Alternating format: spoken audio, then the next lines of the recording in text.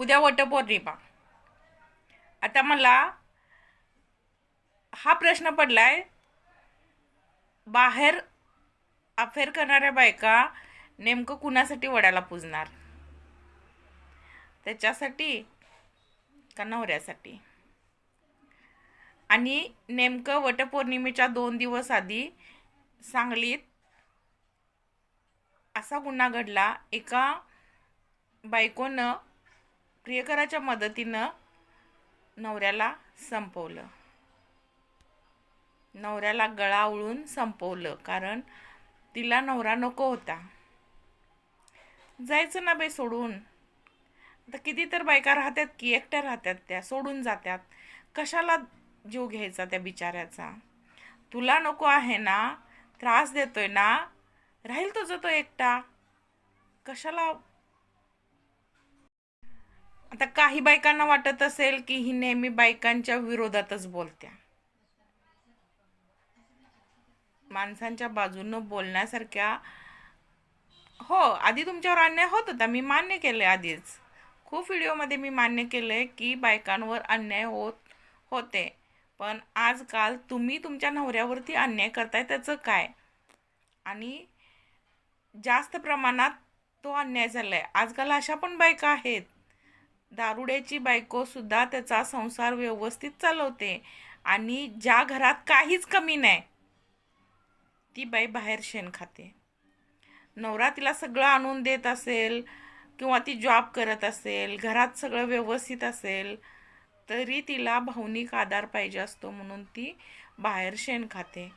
मग वटपौर्णिमेच्या दिवशी ह्या बायकांनी फक्त वडाला दोरा गुंडाळण्यापुरतं किंवा रील बनवण्यापुरतं सोंग रचू नये. त्यांना फक्त रीलच दाखवायची आहे.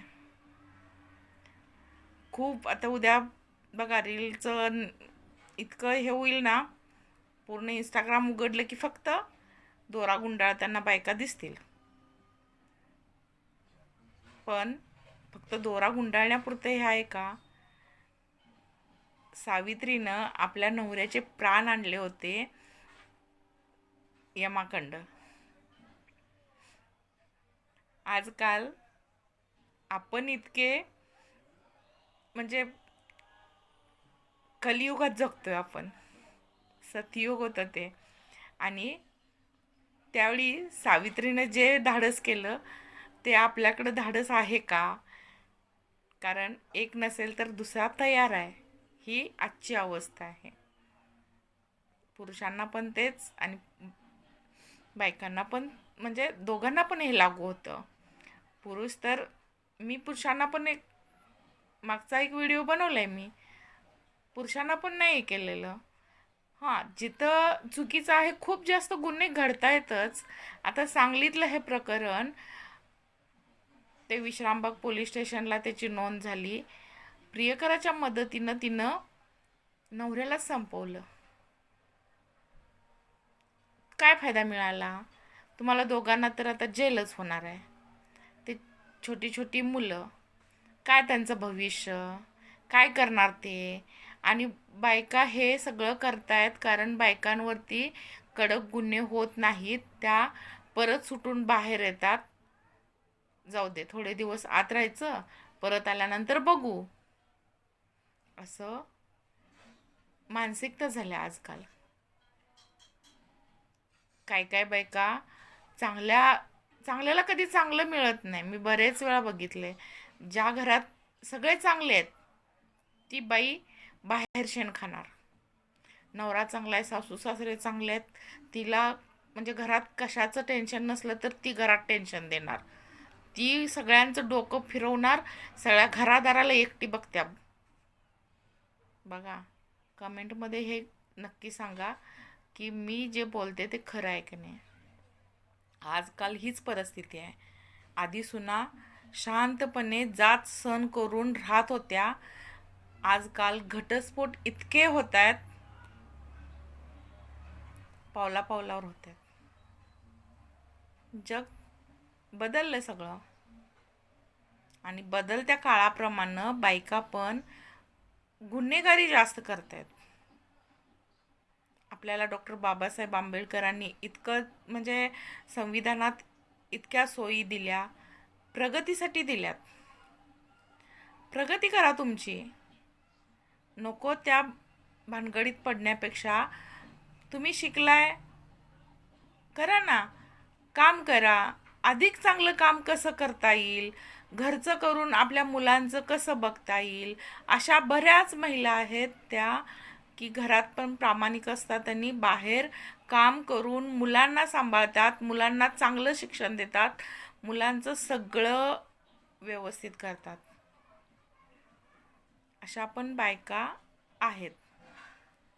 पण काय काय ठिकाणी बघितलं ना, मन असं सुन्न करणाऱ्या घटना घडत आहेत की कुठं प्रियकराबरोबर पळून गेली, नंतर विश्वासघात झाला, नंतर पडली एकटी बोंबलत. काय करायचं?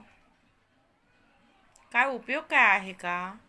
नंतर तुमचं आयुष्य तुम्हाला नरक बनवून घ्यायचं असेल तर खुशाल तसं करू शकता. निदान नवऱ्याच्या घरात आहे तोपर्यंत तुमच्या डोक्यावर छप्पर असतं. एखाद्यावर तुम्ही विश्वास ठेवून तिथून जाता, गेल्यानंतर बाहेर जग खूप मोठं आहे. त्या माणसाचं तुम्हाला काहीच माहीत नसतं. जर तो विवाहित असेल तर तुमचं मग अवघडच झालं. त्यानं जर तुम्हाला फसवलं असेल, तो आधीपासूनच विवाहित असेल, तर मग तुमचं जगणं अवघडच होतं. आणि काय काय ठिकाणी दुसरं सेकंड मॅरेज खूप म्हणजे चांगलं होतं. काय काय ठिकाणी चांगलं मिळतं. कारण कर्म, तुम्ही जे दुसऱ्याला देता ते दुप्पट तुम्हाला मिळतं. मग तुम्ही चांगलं दिलं तर तुम्हाला चांगलं मिळणार. जर तुम्ही आधीच्या लोकांना त्रास दिला असेल, त्यांच्या वाट्याला दुःख दिलं असेल, तर ते तुम्हाला दुप्पट मिळणार आहे. यातून अजिबात सुटका नाही. त्यामुळं ही वटपौर्णिमा सगळ्यांसाठी, सगळ्या महिलांसाठी चांगली जावो. ह्या वटपौर्णिमेला सगळ्यांना देव चांगली बुद्धी देवो. तुमच्या हातून जे काय असे गुन्हे घडत आहेत ते कमी घडोत, अशी मला एक ईश्वरचरणी प्रार्थना करायची आहे. आणि तुम्ही डोळसपणे विचार करून, प्रत्येक गोष्टीत विचार करून वागाल, अशी मी अपेक्षा करते. एक आई म्हणून तुम्ही विचार करा की बाबा आपण आता हे केलं तर पुढं आपलं आयुष्य काय होईल. जर आपण उद्या इथं नसलो तर आपल्या मुलांचं काय होईल. तर मुलांसाठी चांगलं आयुष्य जगा, मुलांना चांगलं आयुष्य द्या. आजकाल स्त्री कशातच कमी नाही. असेल तुम्हाला त्रास, मान्य करते, काय काय लोकांना खरोखर त्रास असेल, तर म्हणजे तुम्हाला मोकळीक दिली, त्याचा तुम्ही गैरवापर करू नका. तुम्हाला जी म्हणजे बंधनमध्ये ठेवलं नाही म्हणून तुम्ही सैराचार करू नका. तुम्ही एक चांगल्या संस्कृतीतनं म्हणजे वाढलेले आहात, तर आयुष्यभरासाठी तुम्ही